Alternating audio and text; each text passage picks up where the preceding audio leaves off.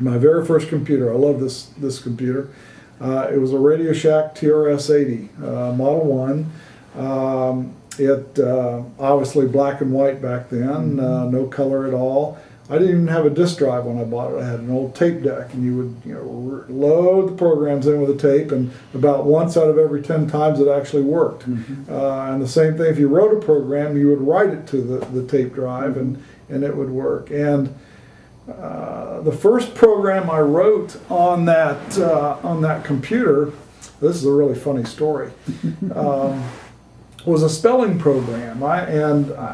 Today there's still the test of written spelling that ProEd puts out. When ProEd first came out, they had 4 tests. Now their catalog's about 2 inches thick, but they had 4 tests. One of them was the test of written spelling. And what you would do is you would pronounce the word to the student would spell the word, and then you'd pronounce another one. So it was a one-on-one spelling test, and then you would go back and you would do a diagnostic on how the kids did. And I thought, you know what, we could do that on a computer. But what I did is I recorded the spelling words on an audio tape and wrote the commands that would drive the audio tape to pronounce a word, then it would stop, then it would pronounce another word and stop, and the student would type the word on the computer, and then it did all the diagnostics by the computer. And I was so proud of that program. I was just excited that I had put this thing on the computer. So I wrote a letter to Don Hamill. I said, look what I've done. I said, I've taken your test of written spelling and put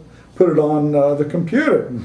Thinking he would think that's a great idea. Instead, I get a letter back from his lawyer. It was a cease and desist letter. They told me they're going to sue me if I if I would do anything else with that. So I stopped doing that. But that was my very first program that I ever wrote. Was that program. So anyway.